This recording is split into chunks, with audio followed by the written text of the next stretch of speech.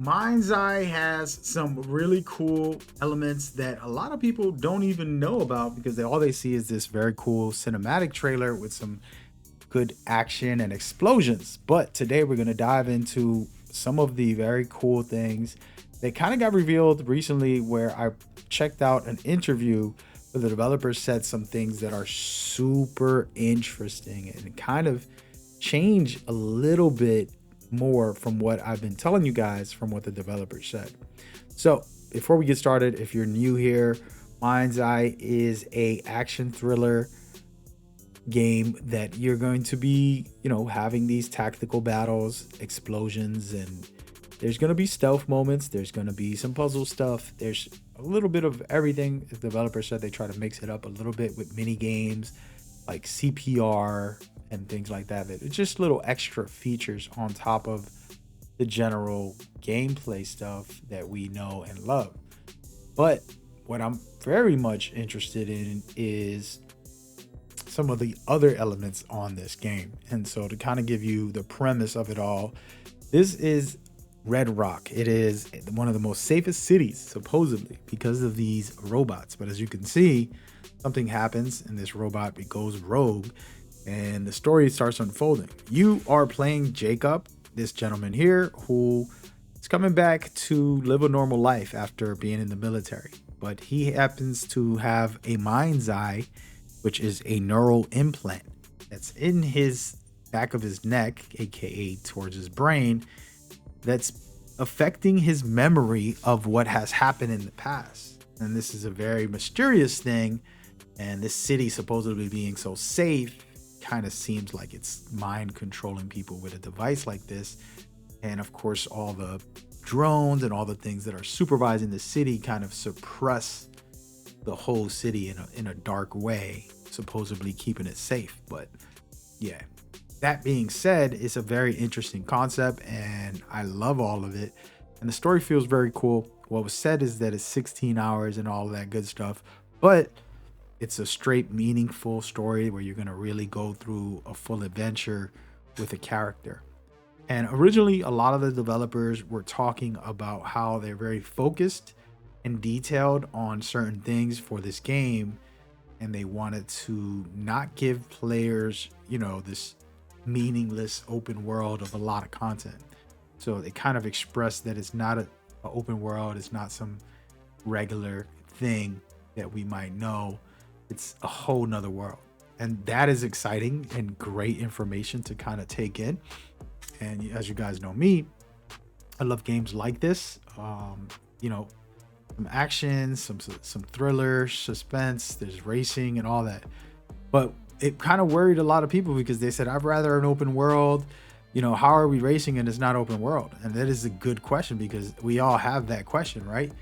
But the developers did clear this up a little bit and they kind of explained some of it. So yes, there's going to be a lot of different locations you're going to visit as Jacob, maybe some flashbacks and other elements in the game. But this city, Red Rock, this is the quote that I'm going to quote, and it's from Gameblog, a French website that interviewed some of the developers. And this is from Adam Whiting. He basically says, once the story is complete, the entire city will be offered to the players. This is when all the freedom of the game will be deployed. And this is when you get the full scope. And then they add in this article saying, eventually, we'll open up the entire city for players to experience like never before. Not only will they be able to enjoy the city, but they will also be able to create their own. We believe this level of freedom is something that players have never seen before. And this is true. We have not. And so what I want to introduce to you is Everywhere. Everywhere is one of the games that the same studio is making. And it's basically a toolkit. It's called Arcadia, where you're able to make different games within Everywhere. And then you can share them and other players can join with you or make their own versions of whatever you made and just add on different features to it. and it's pretty amazing in my opinion, the things that you can do in this game. And I think that this is a big part of the future in gaming in general, and I do think that we'll be able to see this future kind of unfold and take it to the next level. And so I'm very excited about that. And I want to kind of showcase a very cool image that you're about to see right here that is basically the same toolkit that you've seen just now and everywhere. And this is one of his missions in MindsEye. But all the toolkits are here for you to manipulate and change the environment, make it a co-op player, possibly add some monsters or zombies or anything you want to do within the confines of the system. And then they have this right here, which is the select menu of those missions within MindsEye. So when he's talking about being able to open this up for freedom and you're able to make your own version of these missions, this is insane.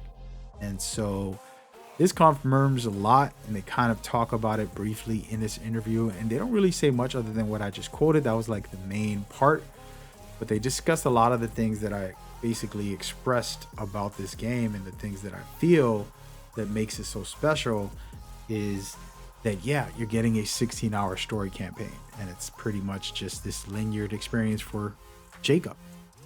And then the open world part, as far as being able to craft your own, experience other players stuff, and kind of go through exploring and going into this can get interesting. Now, I'm not sure what the timing or the details are as far as like, is this all going to be accessible for anybody? From what I'm seeing, the pre-orders will allow you to have Arcadia, which is the device to be able to craft and do extra things. So you'll have access. Now, every player that buys this game, I think, should have access. And so the developers are going to put out a gameplay video very soon. It's confirmed already. That's what they're going to be doing very soon. And the goal and the hope is that they actually reveal all those details that we don't know yet, because, of course, the game is only like 2 months away or less. And so I'm excited about it. And yeah, we'll see where that goes. But so far, the confirmation that you will be given more freedom is important. I know in all of my videos, I've explained that the developer said this is not an open world game. And they keep saying it, and it still isn't an open world game. But with the way that this was phrased, actually kind of solidifies that there are elements that are open world and that make it very interesting. And so how will that play out is the question. And again, this is very vague, so don't take this all like if it's cement. We have to see what they mean by open for the players to explore and have their freedom. But does that just mean you're able to go back in and redo the missions and re-experience the games, and then possibly have your own versions separately? You know, we'll see how it all works. At the moment, what I do know is that Everywhere is for PC at the moment, and as well as Arcadia, which is the two features of creating your own versions of these games. But what I do know that the developers said was, as Jacob, as this character and other characters, you're going to be capable of exploring and finding a portal or going into the menu and going right into Everywhere. So just imagine being able to go into this universe, but it's the same city of the game you just been playing, and then you can create your own versions or play other players' versions. And so I assume even if you're on console, you're going to still be able to play other created missions and then go from there. So that's exciting regardless if you just want to kind of experience something. So it can be a never-ending flow of content within that game. So then, of course, they have their open world and other things that they're going to be doing in the near future, which makes it even more exciting and interesting to see how that plays out. But those are just some quick brief breakdowns on what you can expect with this project, and this new information is critical. Shout out to the Discord. They sent this to me and kind of said, you know, this is something that they've been discussing, And I'm super happy that the developers kind of pointed that out. I'm hoping for more information, guys. I know we need all that info. For those people that are skeptical of this game, totally, man. I don't expect people to like anything I like.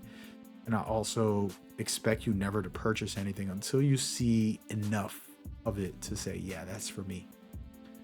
So let me know what you're feeling, what you're thinking. I'm definitely all in on this one. And hopefully you enjoy as we continue to give you coverage, as I have deep dives and breakdowns, whether it's the gameplay or other features on the channel. So go check those out. See y'all on the next one. Y'all stay safe.